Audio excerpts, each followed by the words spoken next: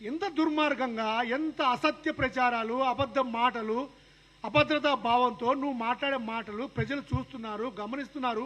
నేను సొయ్యిలో ఉండి మాట్లాడుతున్నా, సొయ్యి లేకుండా మాట్లాడుతున్నా అని విచక్షణ జ్ఞానం కేటీఆర్ గారు లేకపోతే ఏం చేయాలి? అసలు మీకు ప్రజాస్వామ్యం మీద గౌరవమే లేకపోయా? ఇంత పెద్ద ఓట్ల చోరీ జరుగుతుంటే దేశవ్యాప్తంగా మీరు ఖండించాల్సి పోయి మీ ఎమ్మెల్యేలతో లింక్ పెడతారా? మీ నిరంకుశ పాలన, మీ నిరంకుశత్వం, మీ దొరల పాలన తట్టుకోలేక వాళ్ళందరూ మిమ్మల్ని వదిలి మా దగ్గరకు వచ్చారు. మా దగ్గరకు అభివృద్ధి కోసం వచ్చారు, డెవలప్మెంట్ కోసం వచ్చారు. వాళ్ళే చెప్తున్నారు ఈరోజు క్లియర్గా.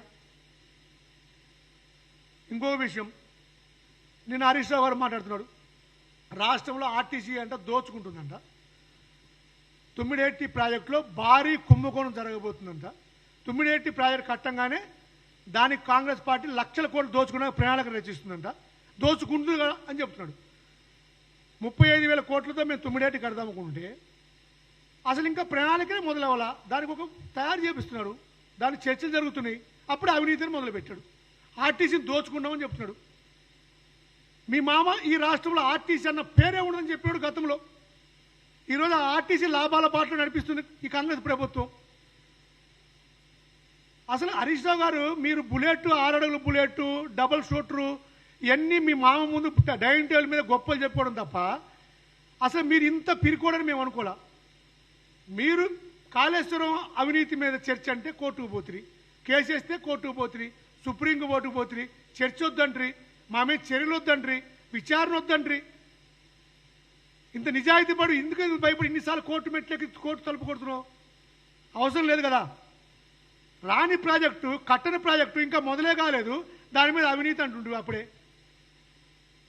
వాళ్ళు ఎట్ట నమ్ముతారు హరీష్ రావు గారు మిమ్మల్ని? మీరు మాట్లాడే మాటలు మీ బావబామర్దులకి చిన్న మీద చితికిపోయి ఉంటుంది.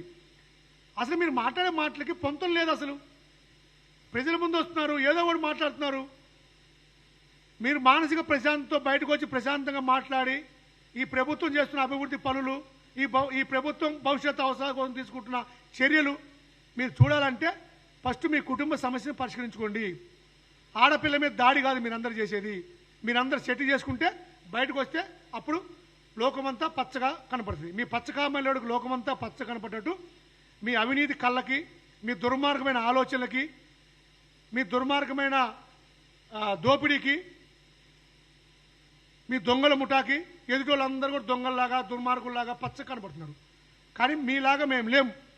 మాది ప్రజాస్వామ్య పాలన, ప్రజాపాలన, ఉమ్మడి పాలన, సమిష్టి నిర్ణయాలు తీసుకునే పాలన, సమిష్టిగా నిర్ణయాలతో పాటు సమిష్టిగా అమలు చేసే పాలన, ప్రతి శాఖ మీద పూర్తి అవగాహనతో సమీక్షలు జరుగుతున్నాయి, చర్చలు జరుగుతున్నాయి, ప్రజల ముందు విజన్ పెడుతున్నాం డాక్యుమెంటు. ఇంత అద్భుతంగా రేవంత్ రెడ్డి గారు పరిపాలిస్తుంటే మీ కళ్ళకి కనపడట్లేదా?